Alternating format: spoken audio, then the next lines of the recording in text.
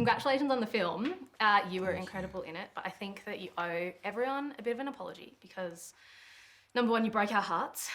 Number two, you made a film where you made us dislike Tom Hanks. Oh, wow. How could you do that to us? I'm sorry. It wasn't my choice. Yeah. I thought Tom was amazing when I would look him in the eyes on set, he was so justified in his behavior. I thought that showed such mastery of craft.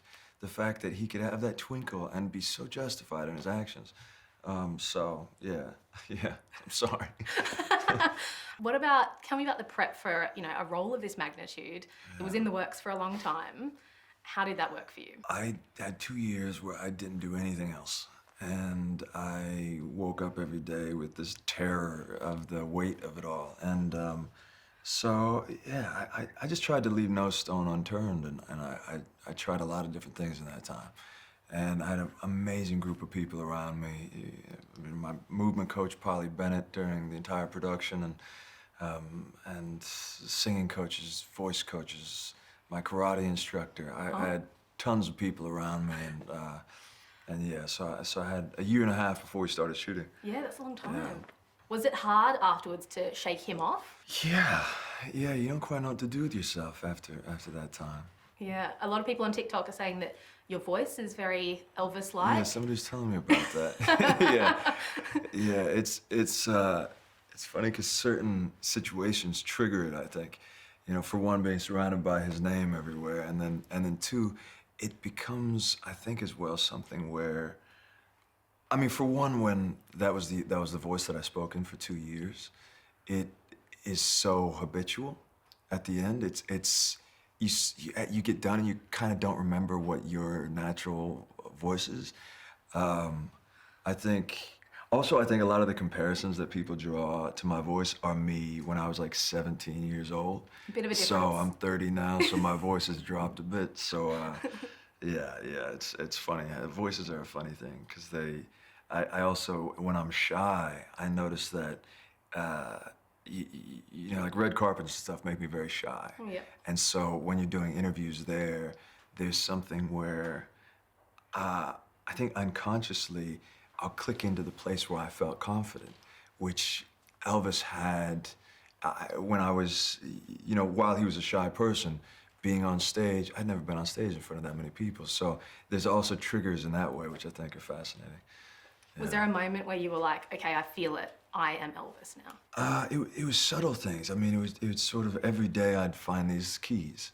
And I know the very first performance I did, which was 68, was a monumental shift for me because I was so nervous for it. And I could rest in the fact that Elvis was also very nervous. So once I went out there and suddenly I'm on stage and I'm feeling genuine connection with the audience, and it became sort of like this out-of-body experience that really changed things for me. Do you wish that he could have seen it, or do you kind of feel that would have added a lot more pressure? I wish he was alive today to experience how loved he is. To know that he wasn't forgotten after he passed away, because he felt that way towards the end. So I wish that. And also once Priscilla, she said some things about if Elvis was here today, how he would feel, and that moved me to tears. So I wish he was here to see it, because then it would mean that I could hang out with him. Fair enough. Yeah. Maybe he would have been here on the press tour with you. That'd be surreal. You were saying last night on stage, you were saying that you get stage fright, but it doesn't obviously seem that way when you're acting as him. Do you think that you and Elvis share any similarities? Yeah, he had stage fright. He talks about it all the way through the 70s. So it's the thing where and I get a lot more stage fright when it's me.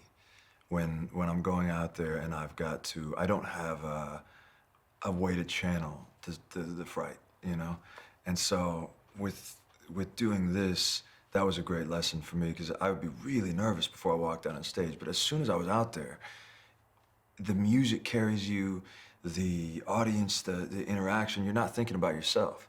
So the stage fright kind of disappears at a certain point.